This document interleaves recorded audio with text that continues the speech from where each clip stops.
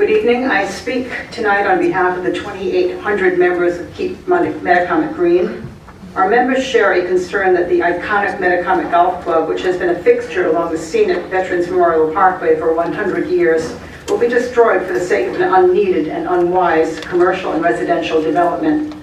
We share in the belief that green space is vital to the well-being and vitality of our community, and that wanton destruction of that open space will not draw new residents, but will in reality repel them.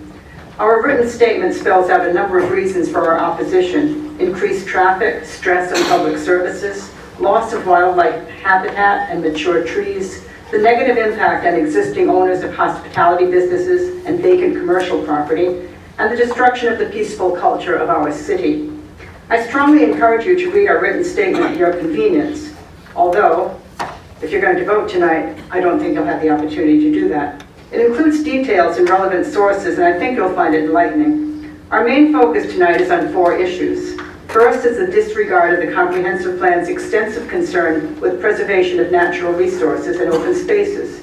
In fact, the executive summary on the very first page states that the plan seeks, and I quote, to ensure that growth is balanced with preservation and that quality of life is protected and enhanced, with an emphasis on neighborhood preservation, end quote. Section after section deals with natural resources that are finite and irreplaceable.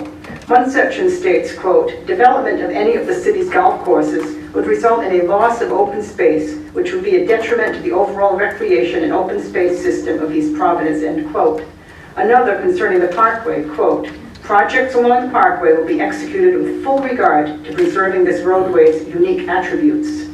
The second issue is the designation of Metacomet and Census Tract 104 as an opportunity zone. Federal legislation in 2017 created these zones specifically to, quote, incentivize long-term investments in low-income neighborhoods, end quote, by providing capital gain tax incentives to investors.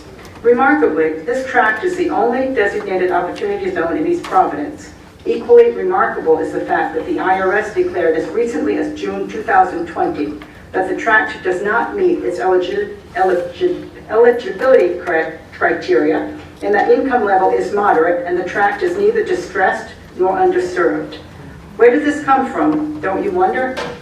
Last June, in a memo to Bill Fazioli, Director of Planning and Economic Development, Chief Economic Planner Jim Morin stated, quote, to be clear, as it relates to Tract 104, it should be firmly stated that at no time during the preparation of the Commerce Corporation's recommendation questionnaire, nor during the city's efforts to prepare a marketing prospectus, nor at any time in the overall marketing of the city's opportunity zone, did the staff from the city ever represent that Metacomet Golf Club was a potential candidate for opportunity zone participation.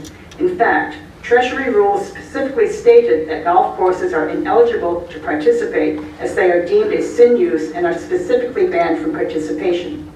The third issue is the sheer lack of transparency on Marshall's part about what they actually intend to do with the 60 acres they intend to develop. From the beginning, Marshall's spokespeople have said, quote, just give us the rezoning and move Metacomet into the waterfront district. We can work out the details together later, just trust us, end quote. How can we trust them? Just give them the rezoning that they want without any impact studies? Leave it to them to decide what to build? Other than the Smith Street Plaza in Smithfield, every Marshall project to this point has been a standalone office building, storage facility, residential building, or hotel.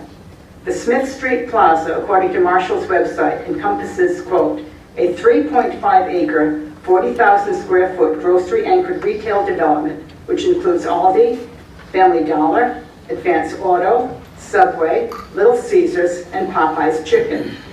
Is this the scope of experience or vision to which we will entrust our precious and limited open space?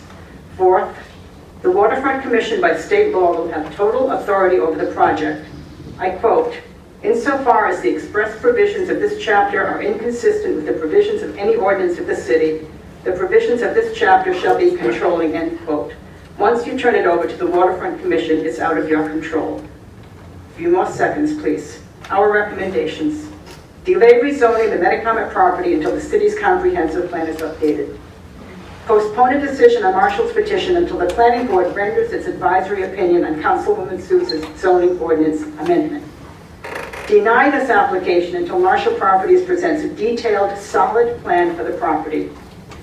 Focus on supporting existing commercial property owners and hospitality businesses in the city. Purchase the property for a city community center for young and old. Work with the administration to put together a financial plan that will help realize this goal. Let the people of East Providence decide the future of our city through a ballot referendum.